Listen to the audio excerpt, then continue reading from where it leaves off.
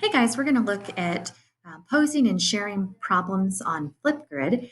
And so the very first thing you'll need to do is go ahead and go to flipgrid.com. And I'm remaking this video because they have revamped their website. And so there's some new things, looks a little bit different.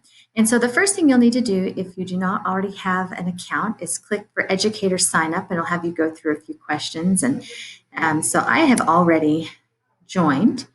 So I'm just going to click log in, and it's logged me in with Google. So here I am.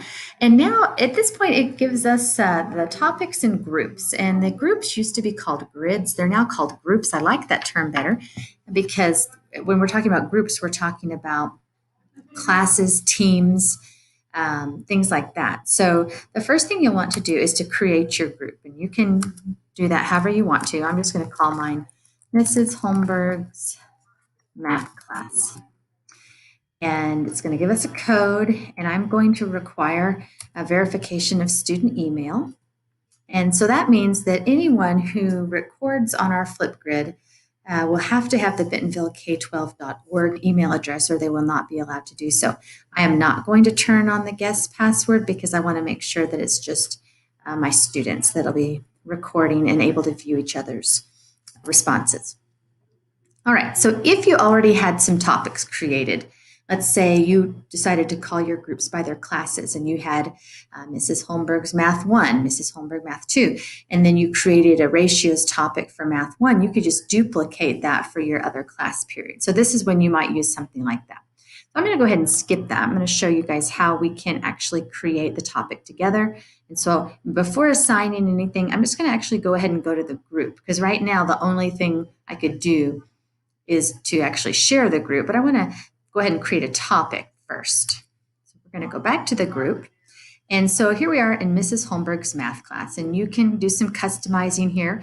If you have a co-teacher, you can add a co-pilot here. Your co-pilot will also have to have an account on Flipgrid, but remember, it's a free account.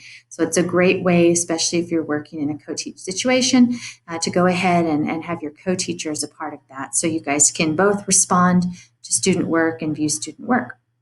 So what we're going to do now is go ahead and add a topic. So I'm going to come over here, and I'm going to title this ratios. And then I'm going to come on down here, and I'm going to add an image. There's a lot of different things you can add, but I'm going to go ahead and pick an image that I found the other day that I thought could be interesting for a formative, just to see what students already know about ratios before we start teaching them. And so I'm going to use this picture here, and I'm going to ask a few questions.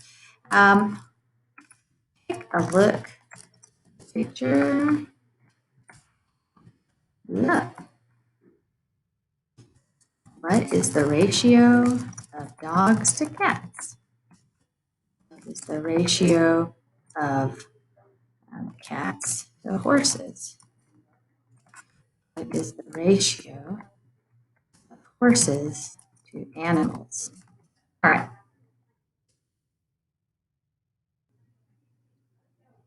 So with those three questions, I'm going to go ahead and bump up the time a little bit. Now remember, you're going to be looking at the total number of students you have times however much time you set here. Some students won't use all of the time, but some will. 3 questions, it's pretty straightforward. I'm going to go ahead and go about 2 minutes. If they don't make it in 2 minutes, they can always re-record.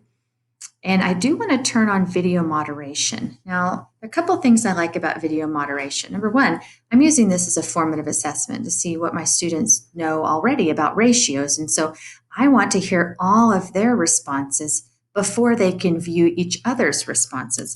So video moderation will allow me to watch all of them and not release any of the videos until the due date. And another thing that's nice about video moderation is you're doing virtual learning and you have an assignment for students or a share out or something, that it gives you an opportunity to view those videos first to make sure the students are following the video etiquette that you would like for them to use, and that all things in the background are school appropriate. So I'm going to turn that video moderation on. And then let's see, I've got my title, I've got my question, I've got my image, video moderation is turned on. So I'm going to go ahead and create the topic. Once the topic has been created, then you can load it right up into Google Classroom just by clicking this button. It'll take you to your Google Classroom, and then you can go ahead and assign it or post it to the stream, and students will click on that link. It'll take them right in there, and they will be able to answer that question.